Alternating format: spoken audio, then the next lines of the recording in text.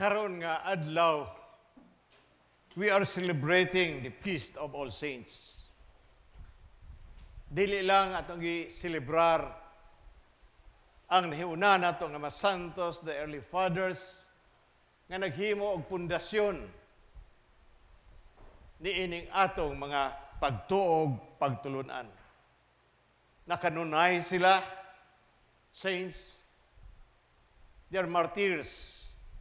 Dili sayon ang ilang giagian, kay ang uban galing gipamatay, ang uban gibutang sa mantika, nga init kaayo, gituslob dito.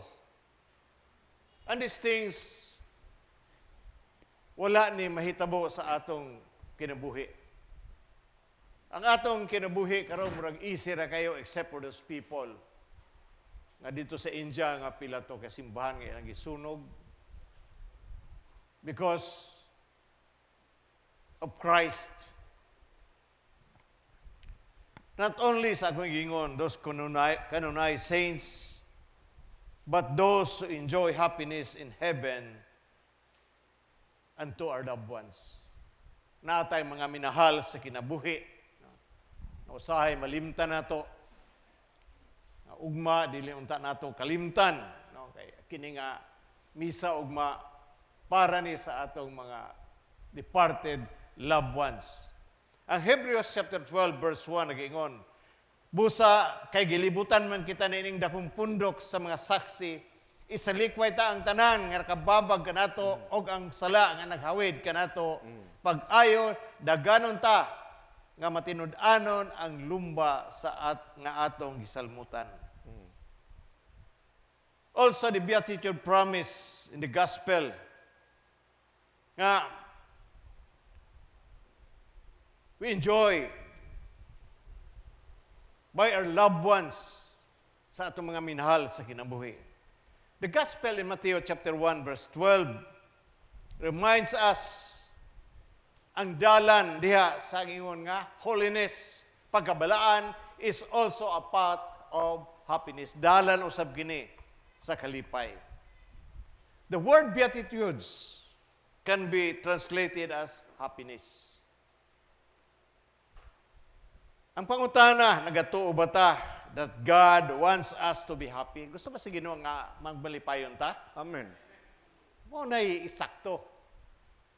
Nagmalipayon ta sa atong paglawig ni ini, our journey ni ini nga kalibutan. Malipayon ta. Ang uban gusto mo inom kay nay problema, nga di na malipayon, away yun mahitabo dana. Niinom ta kay nalipay ta, amin mataana. Amen. Di kay niinom ta kay nagmaoy ta, di na mao. So, the word beatitude can also be translated as happiness, akong gingon. O gusto sa Ginoo nga kita magmalipayon. Yes, of course. Saint Jose Maria Escriva says, I am every day more convinced that happiness in heaven is for those who know on how to be happy on earth. Kinahanglan atong enjoy na dire. Dili didto. Maning gusto sa ato. Atong Lord's Prayer bitaw, nagingon nga, on earth as it is in heaven. So, naidagha mga pangutana. Nganong nag-ampo ta sa mga patay. Patay na sila. Meaning, we don't believe that there is eternal life. Kung nagtuot ang atong mga loved ones, patay na din, tuwa sila sa impyerno. But those who receive and believe Jesus Christ will have what we call eternal life. Nagtuo ba ta sa kinabuhing dayon? Amen. Agad from the area of evangelical, dili sila motuwa na, kay patay na lagi kuno. Ang uban, dili banggalin nila isulod ang ilang mga patay sa usa ka simbahan, kay para ra kuno sa buhi. Meaning, you don't believe what we call eternal life, pero nagtuo ta na. Nagtuota nga naay kinabuhing dayon, amin bataana. Amen. Nga tuwa sila sa langit. That's why sometimes whenever na ako sa panahon sa panginahanglan, this is what I do. No? Usahay, dapat mani para ugma, pero ako lang isulti gyapon. Nagampo ko og nangayog pakitabang. This is the first time or the last time o katong miagi pang mga tuig nga nangayo ko og tabang sa mga especially sa mga membro ni ini nga simbahan nga nakasabot. Si Dr. Stokes, Bugart, Deacon Ben, Deacon Garcia, mga uban pa, Mrs. Fernandez nga nakasabot sa bulaton ng simbahan. Ask them to help us. Amin bataana. Amen. Mga tagpagtabang kay kini sila mismo mga tawanan kasabot unsa ang buluhaton sa simbahan. Labi na karon panahon nga nagsugod ta og tambak sa atong simbahan. Wala tay lain nga source ni ini kundili ang Ginoo. In fact, this day nagtambak man sila dikon Paingon pa. Paingon pa. Paingon pa. So, magtambak tag 5 gihapon ka truckload nga balas ug bato. So, napakitabang tanin ni mga tawhana nga akong gimension. Ug usab sa atong mga mahal sa kinabuhi. Nga mag-ampo ta. Especially usab si Mamang maampuon bi atos Mamang pod.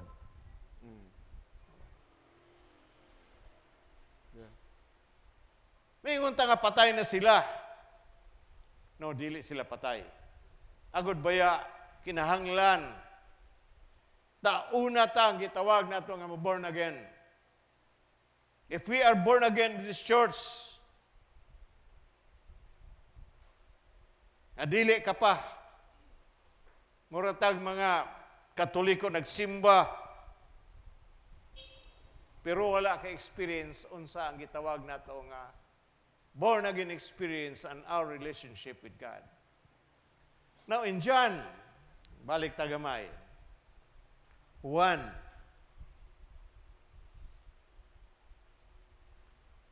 3:3 na nagingon.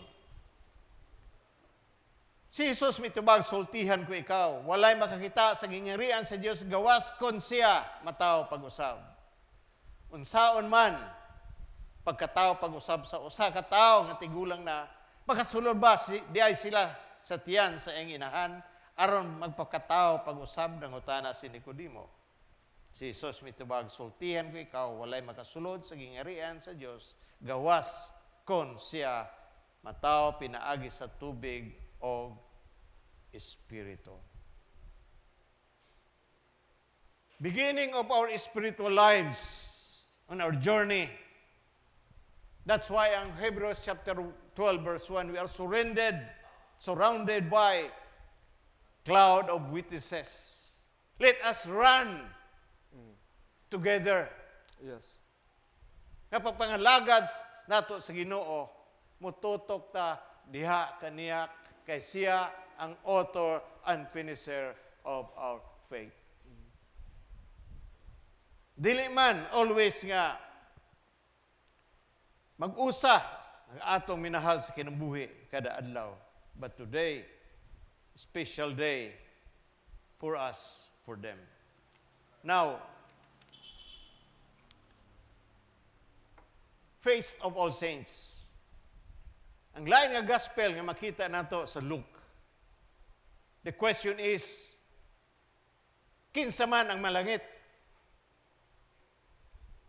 Who will make it to heaven, to God's kingdom of everything, peace, you have an eternal life.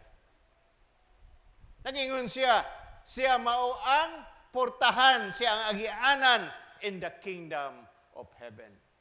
Wala na ilain makaadto diha. Mora na nga puwertahan. Nga pinaagi sa ngalan ni Jesus diha rata. Makabaton o kaluwasan. But Jesus wants us that we can be excluded. No? Hunahunahon natin, ibasin kita mismo. Dili ta mahiapil na anak.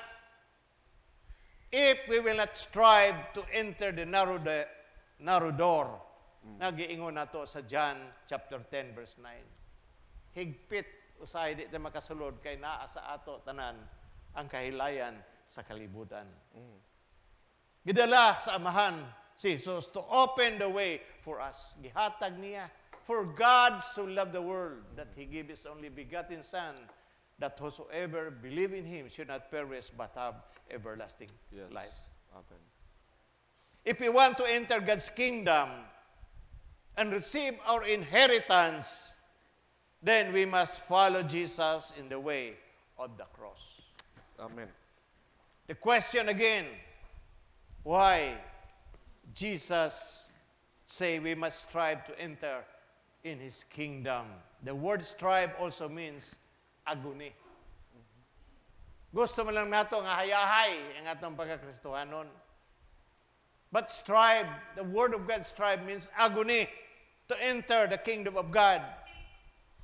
Meaning we need to struggle against every force and power of the opposition or the enemy. The good news is that we do struggle, but we are not alone. Amin ba tana? Amen. Struggle ta. Sayang na lang nag-iingon. God with us. God is with us and His grace is sufficient. Victory is assured for us. Tanawa ang mga santos, nakakaplag yun sila. Ang uban nakanunize.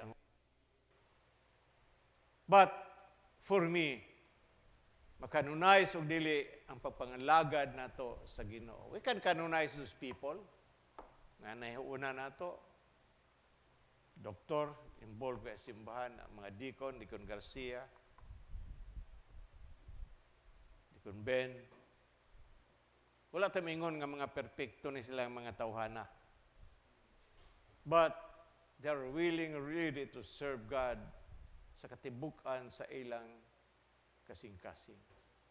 Agad mga lagad yun ta, diha sa Ginoo. Kung balikon ako pagsulti, ang giingon diri sa Hebrews chapter